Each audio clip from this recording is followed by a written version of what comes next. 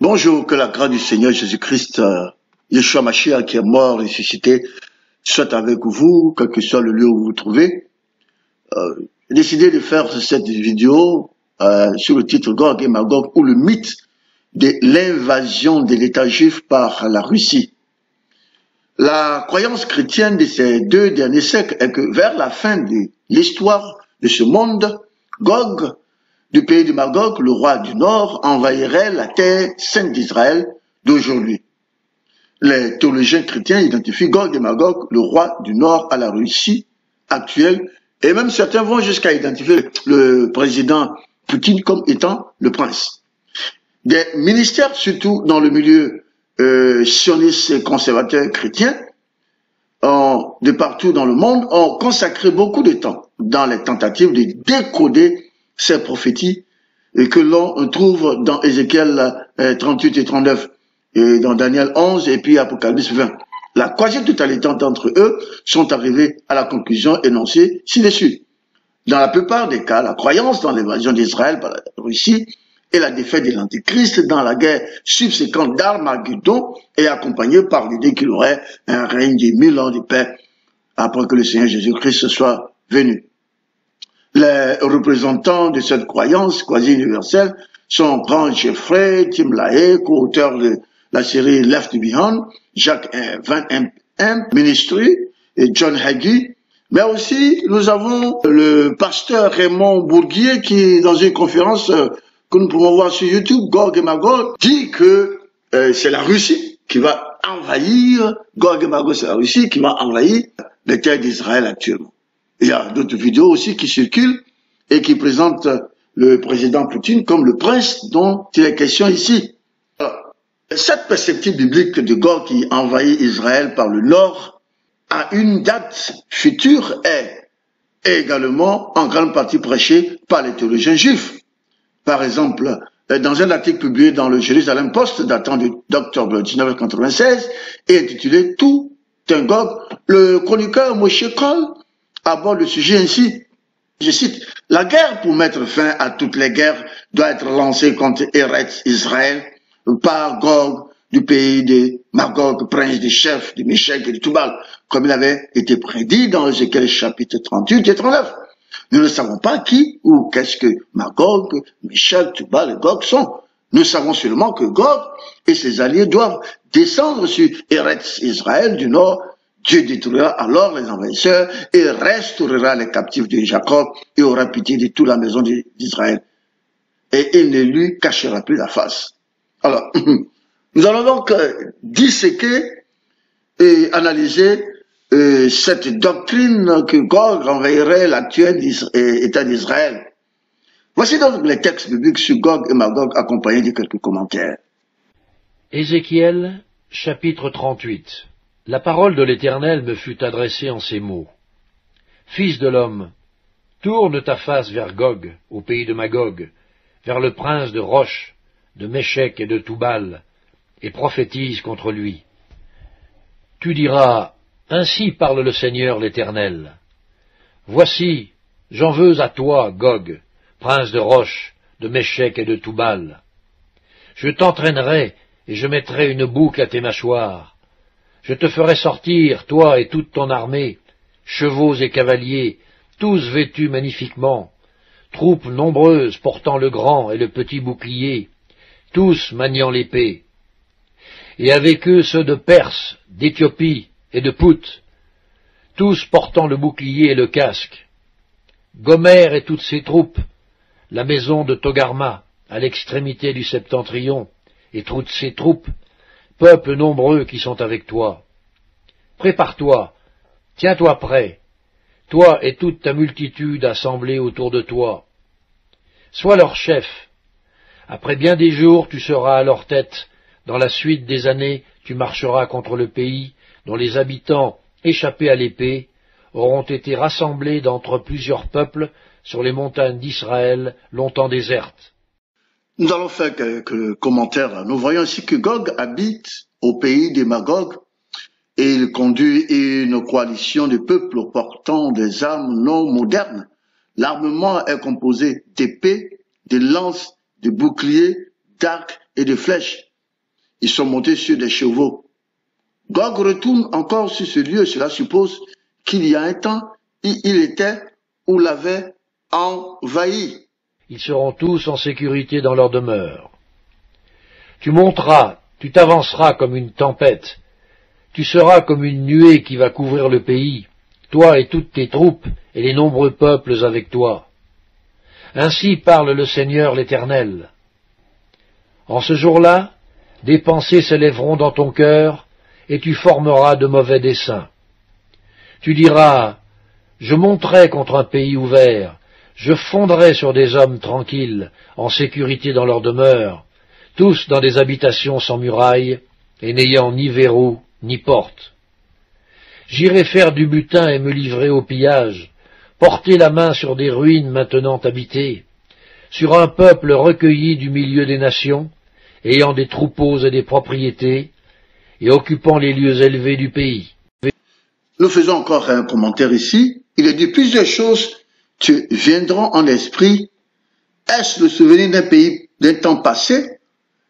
Et tu monteras pour piller des gens qui vivent dans une telle paix, qui ont des villes sans murailles, ni barres, ni portes, des gens qui ont survécu à une dispersion dans le monde. Continuons la lecture. Séba et Dédan, les marchands de Tarsis, et tous leurs lionceaux te diront, viens-tu pour faire du butin? Est-ce pour piller que tu as rassemblé ta multitude? Pour emporter de l'argent et de l'or? Pour prendre des troupeaux et des biens? Pour faire un grand butin? C'est pourquoi, prophétise, fils de l'homme, et dis à Gog, ainsi parle le Seigneur l'Éternel. Oui, le jour où mon peuple d'Israël vivra en sécurité, tu le sauras. Alors tu partiras de ton pays, des extrémités du septentrion, toi et de nombreux peuples avec toi, tous montés sur des chevaux, une grande multitude, une armée puissante. Tu t'avanceras contre mon peuple d'Israël, comme une nuée qui va couvrir le pays. Dans la suite des jours, je te ferai marcher contre mon pays, afin que les nations me connaissent, quand je serai sanctifié par toi sous leurs yeux, ô Gog. Ainsi parle le Seigneur l'Éternel. Est-ce toi de qui j'ai parlé jadis, par mes serviteurs les prophètes d'Israël, qui ont prophétisé alors pendant des années, que je t'amènerai? Nous continuons donc le commentaire. Il est dit ici, en ce jour-là, Israël, mon peuple, habitera en assurance. Tu monteras contre mon peuple, Israël. Cela suppose donc que la maison de Jacob s'est réconciliée avec son Dieu. Nous continuons la lecture. En ce jour-là, le jour où Gog marchera contre la terre d'Israël, dit le Seigneur l'Éternel, la fureur me montera dans les narines. Je le déclare, dans ma jalousie et dans le feu de ma colère, en ce jour-là, il y aura un grand tumulte dans le pays d'Israël. Les poissons de la mer et les oiseaux du ciel trembleront devant moi, et les bêtes des champs et tous les reptiles qui rampent sur la terre, et tous les hommes qui sont à la surface de la terre. Les montagnes seront renversées, les parois des rochers s'écrouleront, et toutes les murailles tomberont par terre. J'appellerai l'épée contre lui sur toutes mes montagnes, dit le Seigneur l'Éternel. L'épée de chacun se tournera contre son frère. J'exercerai mes jugements contre lui par la peste et par le sang, par une pluie violente et par des pierres de grêle. Je ferai pleuvoir le feu et le soufre sur lui et sur ses troupes, et sur tous les peuples nombreux qui seront avec lui. Je manifesterai ma grandeur et ma sainteté, je me ferai connaître aux yeux de la multitude des nations, et elles sauront que je suis l'Éternel. La colère de Dieu ici se manifeste par des phénomènes naturels catastrophiques. C'est Dieu qui agit ici sans le concours des hommes. Il fait tourner l'épée des uns contre les autres et fait pleuvoir sur ses troupes et sur les grands peuples qui seront avec lui, une pluie débordée de pierres, de grêle, de feu et de soufre, comme lui, Dieu, l'a fait dans le passé avec Sodome et Gomorrhe. Et lui, Dieu le fait pour se faire connaître aux yeux des nations. Mais où est donc l'intervention des hommes ici? Dieu ne partage jamais sa gloire avec les hommes, encore moins avec les nations. Il n'y a ici aucune âme des hommes qui agit, mais c'est Dieu qui le fait pour sa gloire. Nous continuons donc la lecture dans Ézéchiel chapitre 39. Et toi, fils de l'homme, prophétise contre Gog. Tu diras, ainsi parle le Seigneur l'Éternel. Voici, j'en veux à toi, Gog, prince de Roche, de Méchec et de Toubal. Je t'entraînerai, je te conduirai, je te ferai monter des extrémités du septentrion, et je t'amènerai sur les montagnes d'Israël. J'abattrai ton arc de ta main gauche, et je ferai tomber tes flèches de ta main droite. Tu tomberas sur les montagnes d'Israël, toi et toutes tes troupes, et les peuples qui seront avec toi. Aux oiseaux de proie, à tout ce qui a des ailes, et aux bêtes des champs, je te donnerai pour pâture. Tu tomberas sur la face de la terre, car j'ai parlé, dit le Seigneur l'Éternel. J'enverrai le feu dans Magog, et parmi ceux qui habitent en sécurité les îles, et ils sauront que je suis l'Éternel. Je ferai connaître mon saint nom au milieu de mon peuple d'Israël, et je ne laisserai plus profaner mon saint nom. Et les nations sauront que je suis l'Éternel, le Saint en Israël. Voici, ces choses viennent, elles arrivent, dit le Seigneur l'Éternel. C'est le jour dont j'ai parlé. Alors les habitants des villes d'Israël sortiront, ils brûleront et livreront aux flammes les armes, les petits et les grands boucliers, les arcs et les flèches, les pics et les lances. Ils en feront du feu pendant 7 ans. Ils ne prendront point de bois dans les champs, et ils n'en couperont point dans les forêts, car c'est avec les armes qu'ils feront du feu. Ils dépouilleront ceux qui les ont dépouillés, ils pilleront ceux qui les ont pillés, dit le Seigneur l'Éternel. Gog ici est appelé prince et chef de Méchec et de Toubal. Et l'accent est mis sur son armement et surtout sur seulement 1/6 de cette armée qui retourne. Dieu mettra le feu dans Magog, la région où Gog habite. Mais l'arsenal de guerre de Gog sera utilisé pour faire du feu. Nous ne voyons ni Kalachnikov, ni missiles, ni avions de guerre, ni tanks, ni chars, ni hélicoptères, ni bombes de quelque nature que ce soit. Nous sommes en présence d'une armée qui utilise des armes non modernes. Où donc se trouve la Russie avec son arsenal moderne d'aujourd'hui dans ce tableau-là? En ce jour-là, je donnerai à Gog un lieu qui lui servira de sépulcre en Israël, la vallée des voyageurs, à l'orient de la mer. Ce sépulcre fermera le passage aux voyageurs. C'est là qu'on enterrera Gog et toute sa multitude, et on appellera cette vallée la vallée de la multitude de Gog. La maison d'Israël les enterrera, afin de purifier le pays. Et cela durera 7 mois. Tout le peuple du pays les enterrera, et il y en aura du renom, le jour où je serai glorifié, dit le Seigneur l'Éternel. Ils choisiront des hommes qui seront sans cesse à parcourir le pays, et qui enterreront, avec l'aide des voyageurs, les corps restés à la surface de la terre.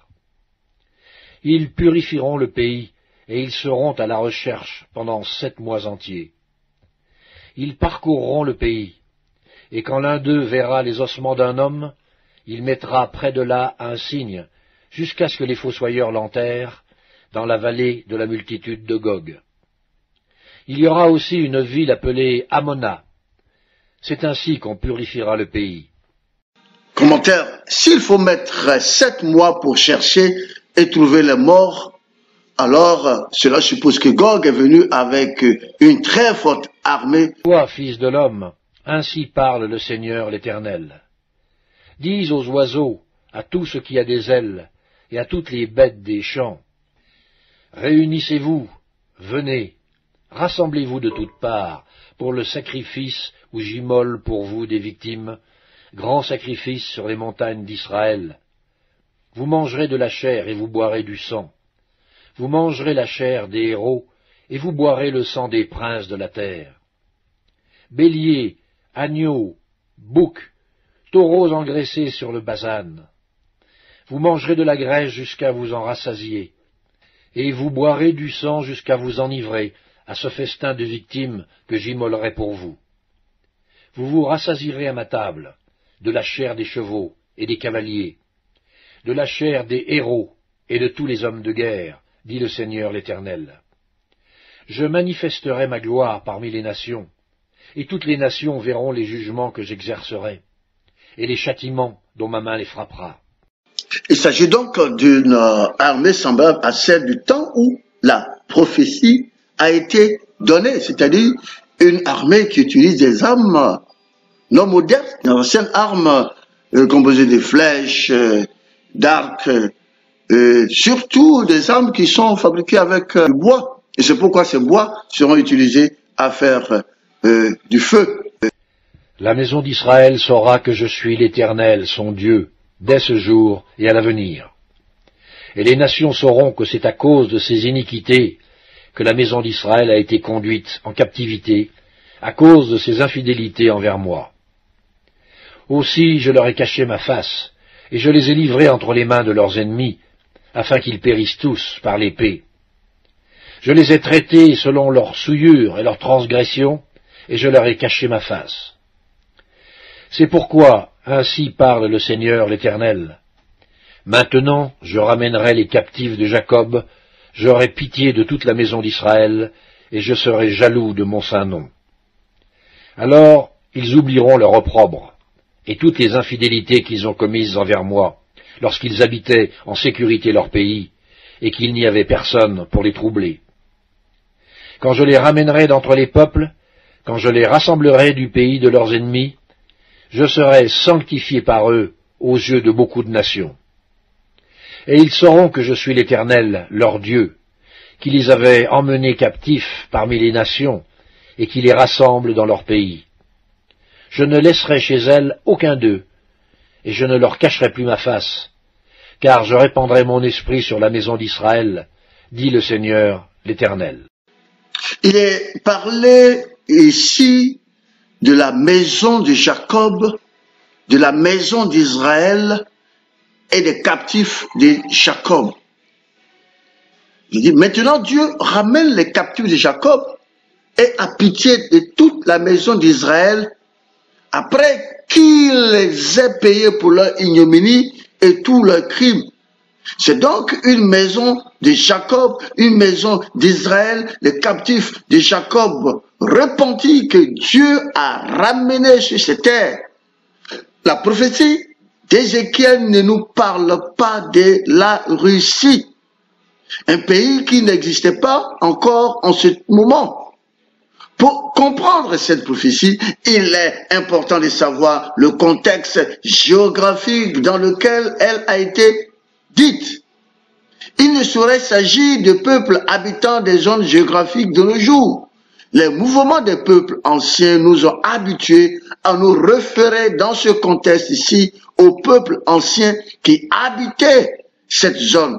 C'est pourquoi nous allons avec des différents témoignages identifier les peuples qui sont Gog et Magog.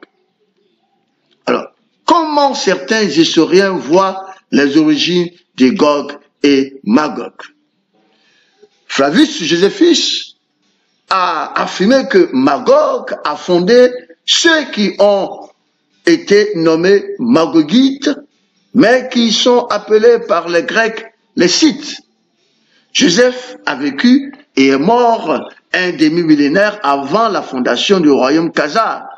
Il ne pouvait donc pas connecter ceux de la région des Scythes avec les Khazars.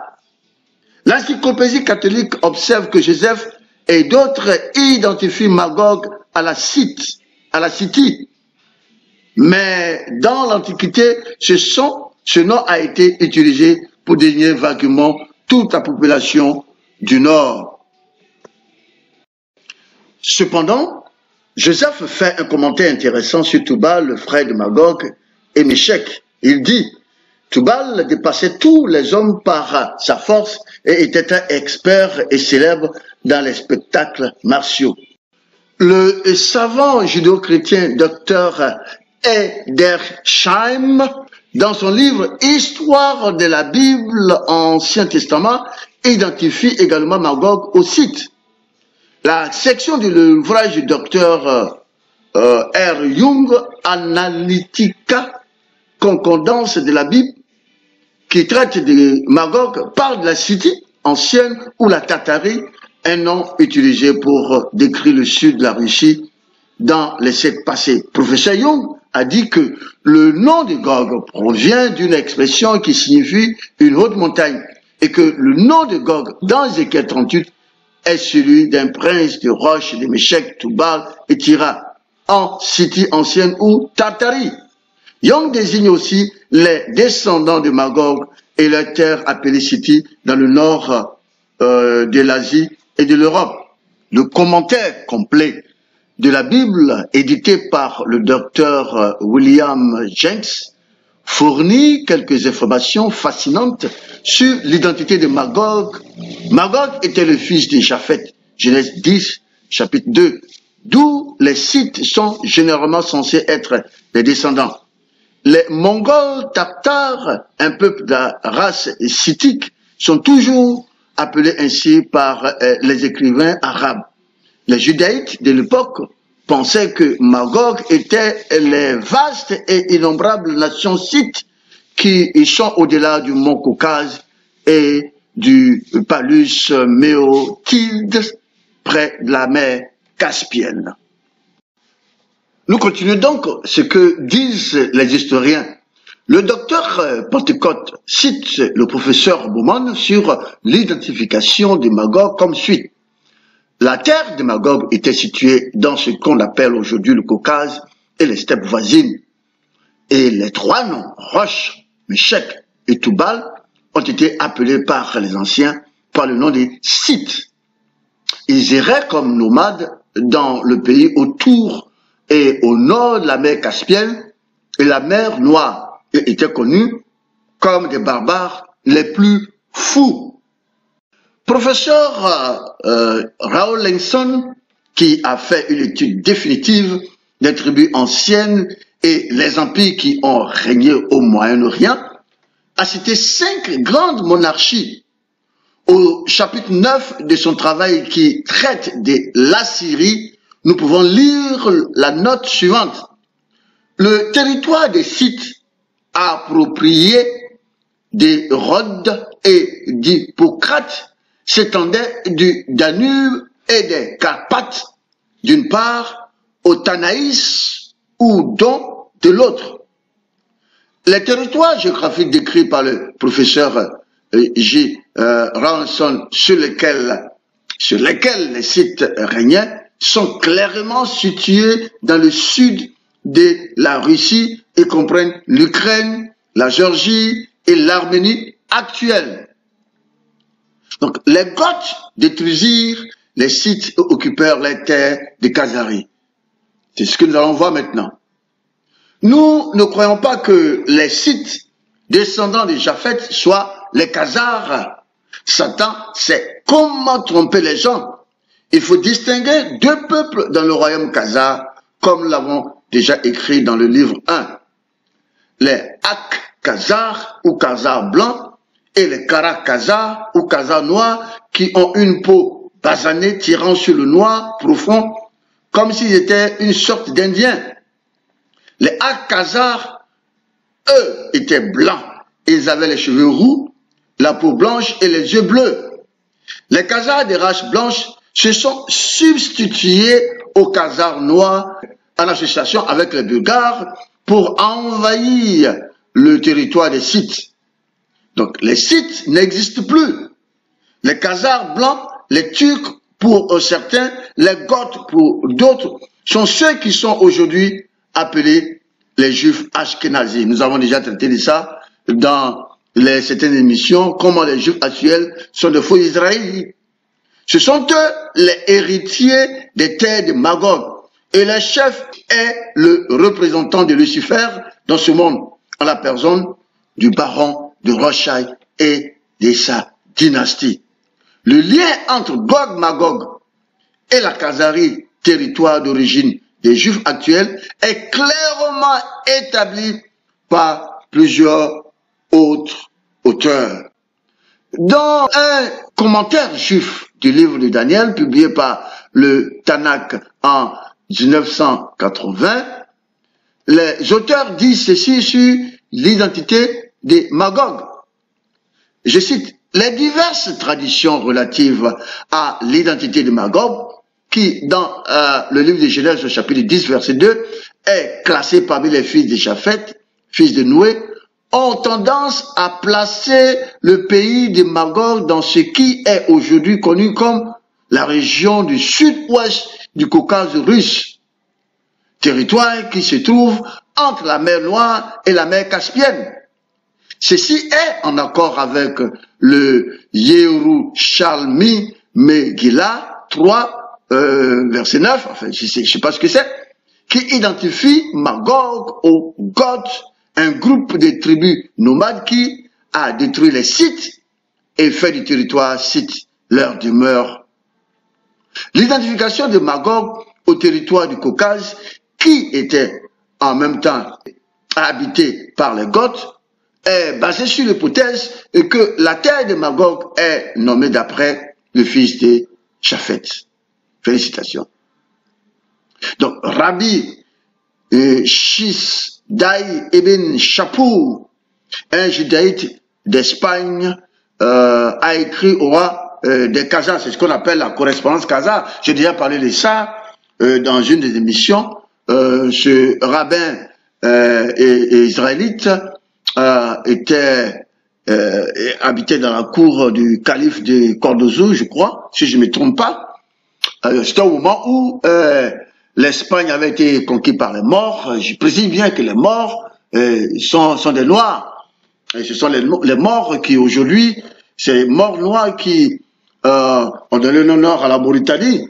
Et ces morts noirs s'achetaient des femmes blanches pour peupler leur harem. Et c'est donc l'union de ces noirs, de ces morts noirs avec les femmes blanches qu'ils achetaient, qui a donné aujourd'hui ce qu'on voit comme les Mauritaniens, les gens à la peau métissée qu'on appelle les Mauritaniens.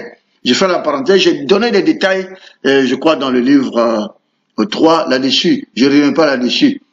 Donc, on parle ici du Khazar correspondance. Donc, ce rabbin judaïque qui a écrit au roi des Khazars, un royaume de peuple de race blanche dans le sud de la Russie, qui s'est converti au judaïsme au 8e siècle après Jésus-Christ et qui sont appelés aujourd'hui les Juifs. Dans sa correspondance, il parle au roi comme prince, chef de Méchec et de Toubal. Félicitations.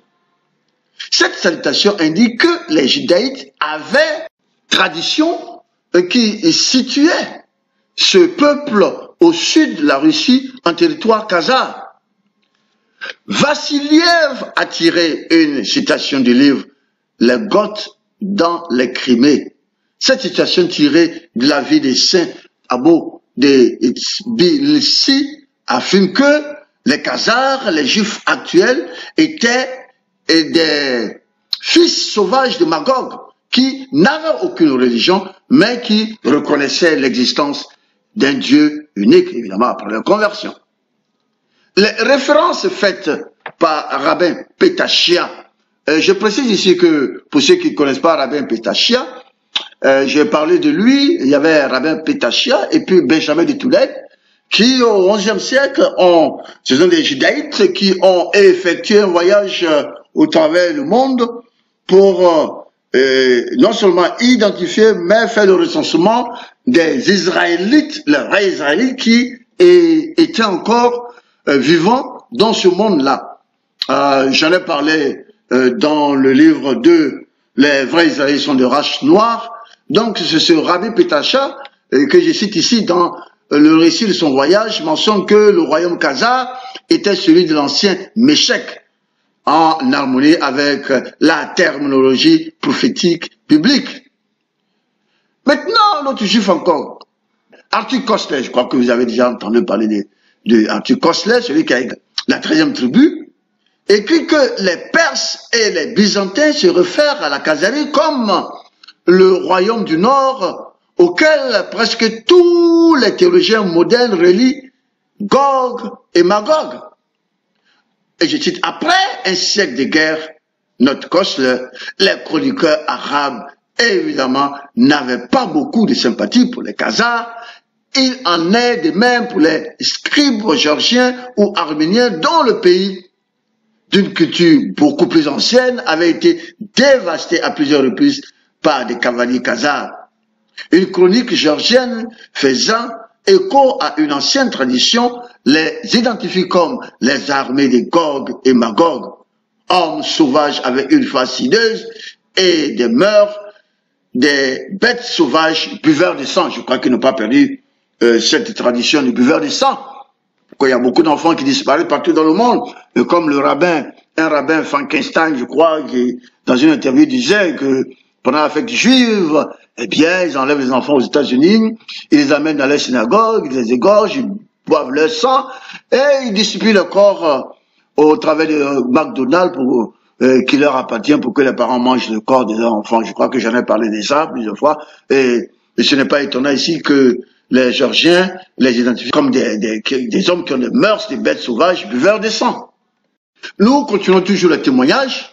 Le moine westphalien Christian Droutmat d'Aquitaine a écrit un exposition des traités en latin dans Evangelium Mattei, difficile, des thèmes difficiles pour moi prononcer, dans lequel il rend compte qu'il existe des personnes sous le ciel dans les régions où aucun chrétien ne peut être trouvé, dont le nom est Gog et Magog, et qui sont des Huns. L'un d'entre eux est appelé le Khazari, Khazar.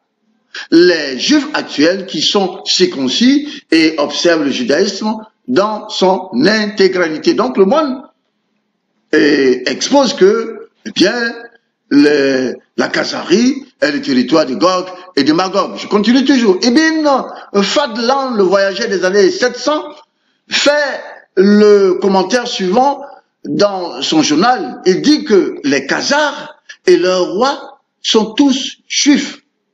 Les Bulgares et leurs voisins lui sont soumis. Ils le traitent avec obéissance et adoration. Certains sont d'avis que Gog et Magog sont les Khazars. Donc, les citations précédentes établissent clairement que les Khazars, après avoir envahi les terres des Scythes, étaient dans le passé identifiés comme Gog et Magog. Les Khazars sont ceux identifiés comme les Juifs actuels éparpillés dans le monde et qui occupent aussi la terre de Palestine et qui sont à l'origine de la déconfiture morale du monde. Le problème avec l'identification du royaume khazar à la Russie est qu'elle ne repose sur aucune preuve. Nous avons dans le livre 1 expliqué comment les Russes ont envahi le royaume khazar qui s'étendait entre les deux mers. Après cette invasion russe, les Khazars se sont éparpillés dans le monde et se sont fait appeler maintenant juifs, des yiddish qu'ils étaient. Donc les Russes sont ceux qui ont mis fin à l'existence de ce royaume et qui semait la terreur dans le Caucase. Et aujourd'hui, nous avons la même situation qui se présente. Nous avons le monde qui est perverti par les Juifs. Ce sont les Juifs qui contrôlent les États-Unis, ce sont les Juifs qui contrôlent la France, ce sont les Juifs qui contrôlent le Canada, ce sont les Juifs qui contrôlent l'Angleterre et qui répandent l'immoralité, tout ce qui est immoral, tout ce qui est sale, tout ce qui est pervers, ce sont eux qui le font. Et aujourd'hui, le seul pays au monde qui s'oppose à cela, c'est la Russie. Et à leur tête se trouve Poutine. Donc Poutine n'est pas du tout comme quelques constipés spirituels ont l'audace de le dire. Poutine n'a rien à voir avec ce prince de Méchec. Moi, je dirais que les chrétiens ont intérêt à prier pour Poutine et pour la Russie. Parce que si ce n'était cela, aujourd'hui, le monde serait en déconfiture. C'est ce que les Juifs veulent faire. Ils veulent directement exploiter l'Afrique maintenant, alors que ce sont eux qui contrôlaient tout le processus de la colonisation au travers, par exemple, la France, qu'ils contrôlaient à 100%. Donc, le royaume khazar n'est pas la Russie. Les Khazars sont bien différents des Russes.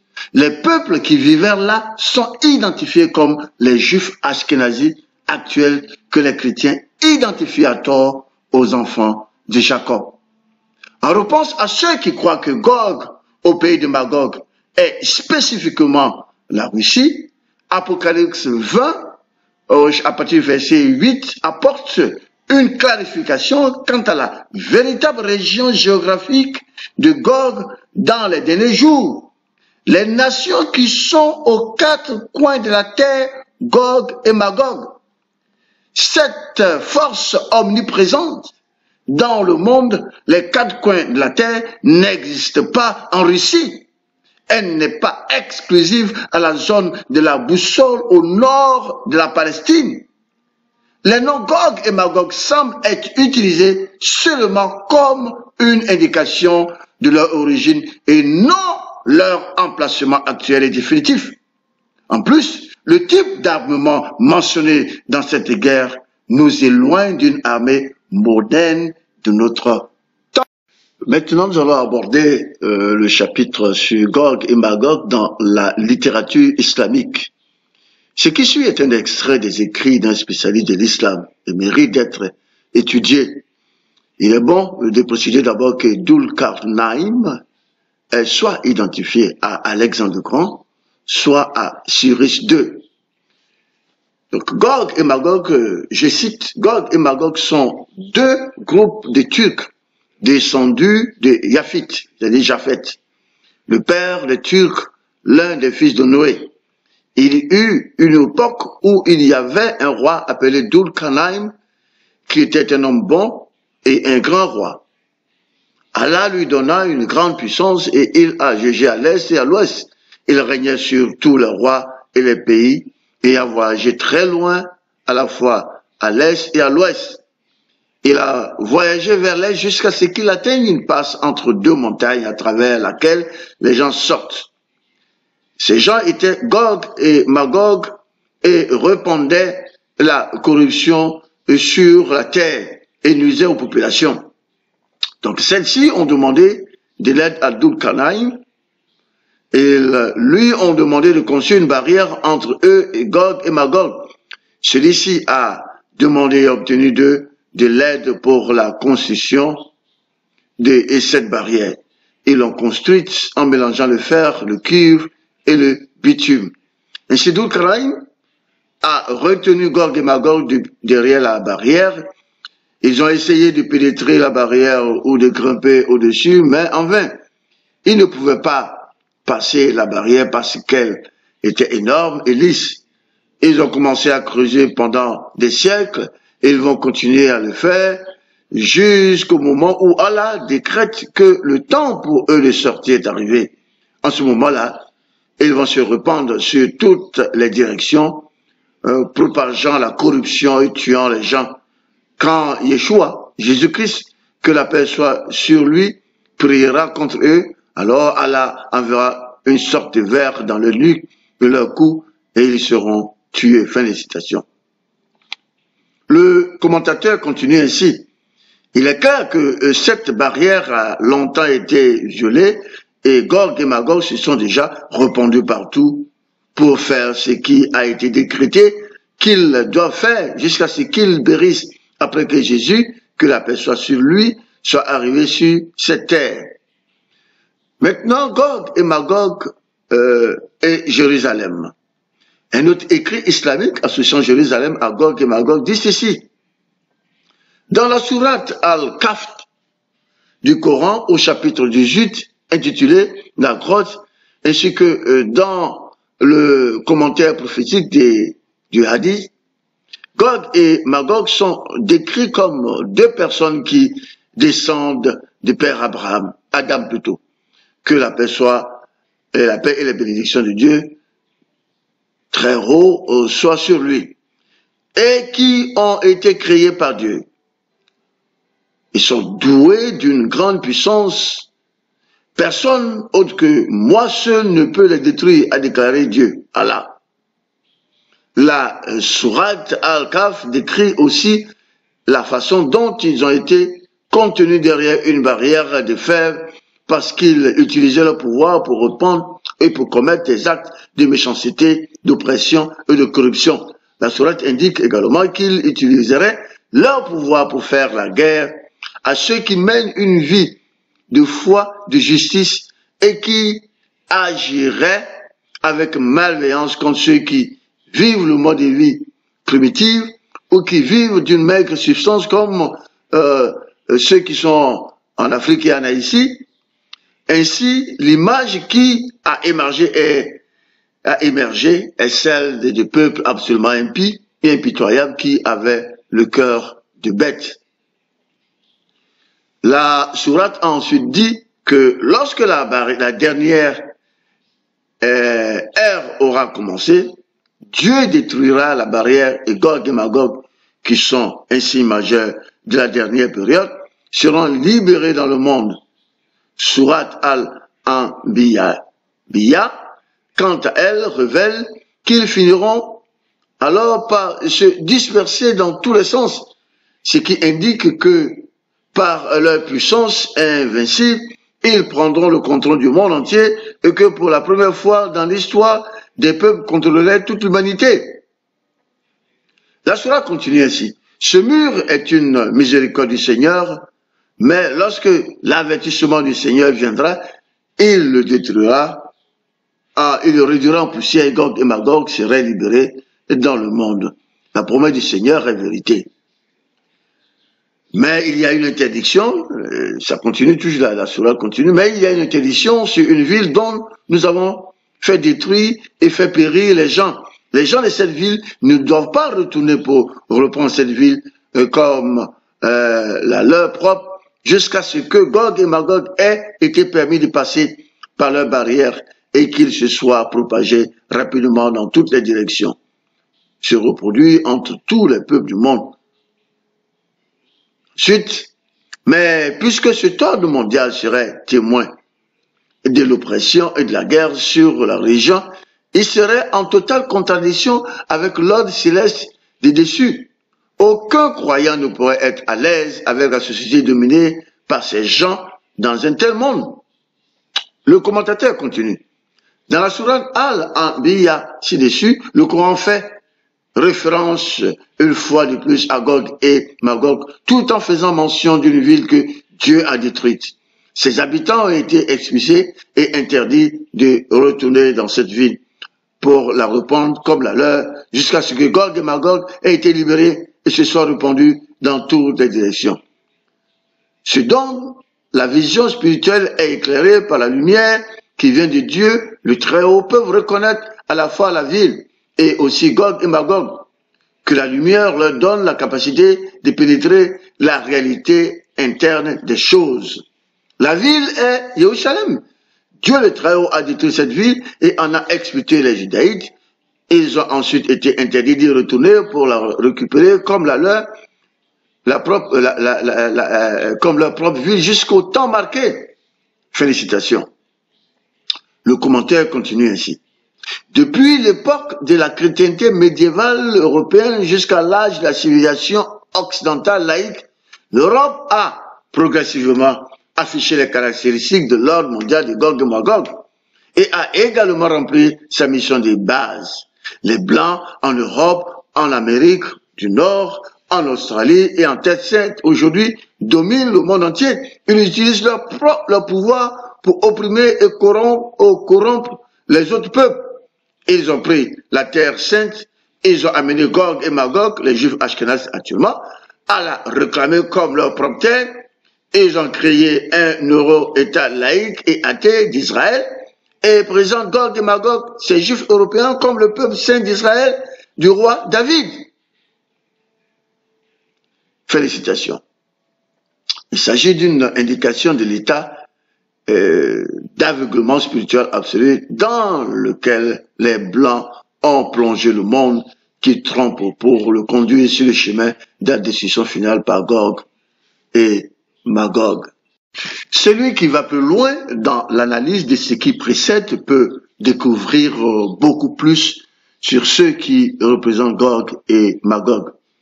Maintenant, un autre auteur occidental dit ceci. Dans Matrix de Gog, l'auteur Daniel Patrick apporte les preuves historiques et bibliques que Gog se réfère au monarque qui dirige la Khazarie, la terre appelée Magog. Je cite, « Les Khazars qui montent et se disent juifs sont en fait la synagogue de Satan. » Apocalypse 2, verset 9 et 3, verset 9.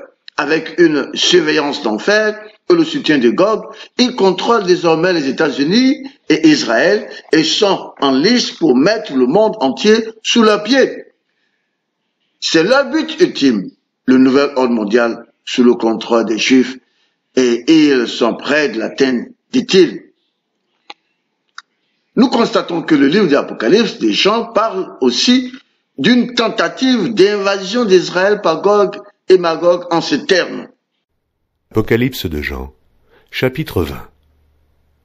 Puis je vis descendre du ciel un ange qui avait la clé de l'abîme et une grande chaîne dans sa main. Il saisit le dragon, le serpent ancien, qui est le diable et Satan, et il le lia pour 1000 ans. Il le jeta dans l'abîme, ferma et scella l'entrée au-dessus de lui, afin qu'il ne séduisît plus les nations, jusqu'à ce que les 1000 ans fussent accomplis. Après cela, il faut qu'il soit délié pour un peu de temps. Quand les 1000 ans seront accomplis, Satan sera relâché de sa prison, et il sortira pour séduire les nations qui sont aux 4 coins de la terre, Gog et Magog, afin de les rassembler pour la guerre. Leur nombre est comme le sable de la mer. Et ils montèrent sur la surface de la terre, et ils investirent le camp des saints et la ville bien-aimée. Mais un feu descendit du ciel et les dévora. Et le diable qui les séduisait fut jeté dans les temps de feu et de soufre, où sont la bête et le faux prophète, et ils seront tourmentés jour et nuit au siècle des siècles. Puis je vis un grand trône blanc, et celui qui était assis dessus. La terre et le ciel s'enfuirent devant sa face, et il ne fut plus trouvé de place pour eux. Et je vis les morts, les grands et les petits, qui se tenaient devant le trône. Des livres furent ouverts, et un autre livre fut ouvert, celui qui est le livre de vie. Et les morts furent jugés selon leurs œuvres, d'après ce qui était écrit dans ces livres. Nous voyons ici une autre référence à un Gog et Magog qui, après les 1000 ans d'emprisonnement de Satan et sa libération, seront encore appelés pour toujours tenter de détruire cette fois le camp des saints. Mais cette fois, Dieu envoie un feu pour détruire Gog et son armée. Cette fois, il n'y a pas de survivants qui retournent et Dieu ne le fait pas pour glorifier son nom auprès d'Israël et des nations. Juste après cette destruction, Dieu s'assoit sur son trône pour le dernier jugement. Pourquoi alors Satan se tourne toujours vers Gog et Magog pour attaquer ceux qui habitent spécifiquement la région connue comme l'Israël géographique de la Bible? Gog et Magog doivent représenter un peuple spécial pour Satan, pour qu'il se réfère à lui ou pour accomplir ses mauvais desseins.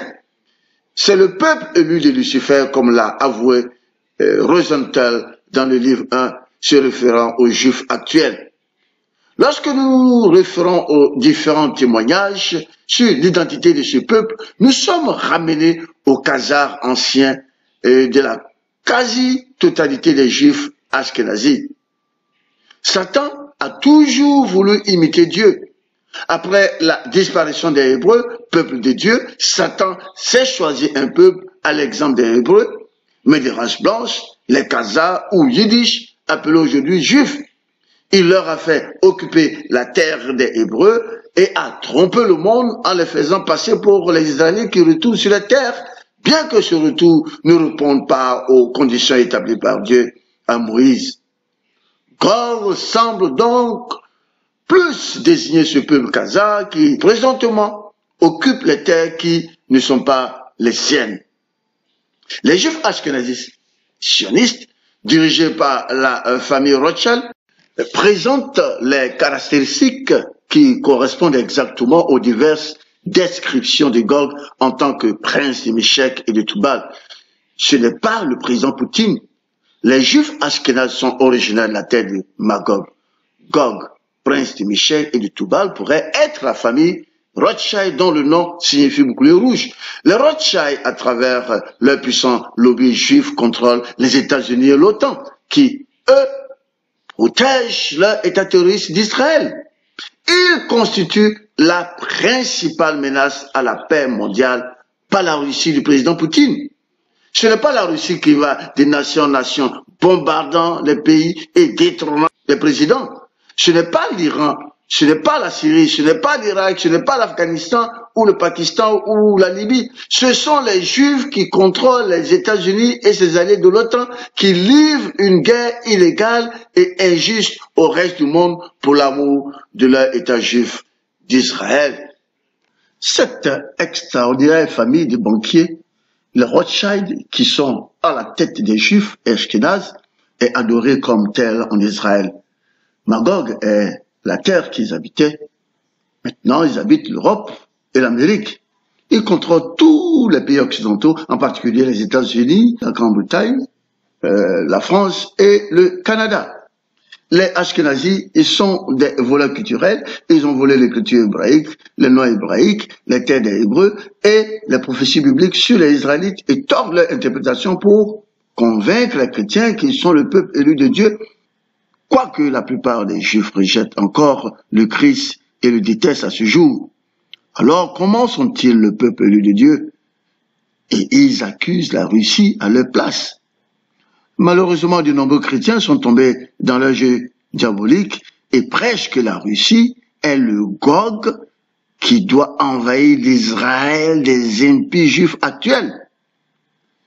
Les habitants de cette planète doivent prendre conscience du danger que ces juifs kazakhs partis de la terre de Magog représentent aujourd'hui et demain.